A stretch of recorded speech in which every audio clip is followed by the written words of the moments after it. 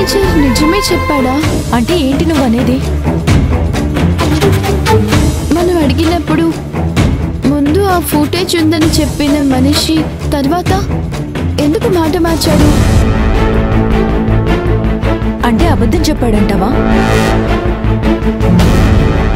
ఆ మాట చెప్తున్నప్పుడు ఆయన కళ్ళల్లో నిజాయితీ కనిపించలేదు.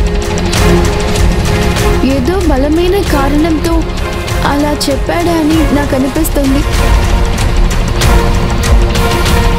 అబద్ధం చెప్పాల్సిన అవసరం ఆయనకేంటి?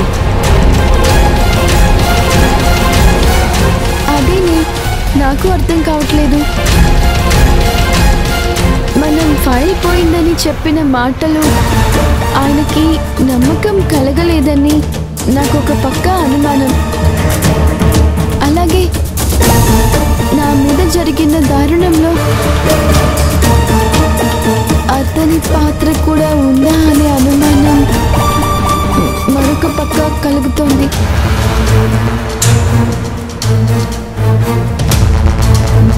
ఇందుకే మనకి సపోర్ట్ గా అశ్విన్ని తీసుకెళ్దామని చెప్పాను.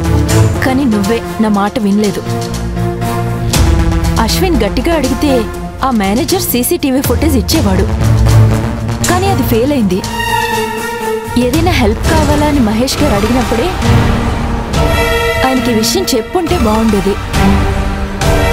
అలా అడిగితే మహేష్ గారికి అనుమానం రాదా? చివరికి ఆయన నేను గర్భవతిని అని తెలుసుకొని ఆ తర్వాత అది అశ్విన్ తెలుసుకొని అమ్మో వద్దు అలాంటి పని చేయను. అది కాదు ఇది కాదు అంటే ఎలా ఆనంది? ఈ రహస్యాన్ని ఛేదించేది ఎలా?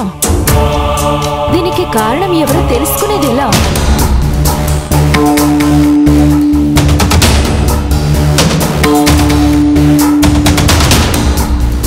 ఆ దరిద్రుడికి సంబంధించిన ఆధారాలన్నీ ఎలాగైనా కనిపెట్టి తీరాలి.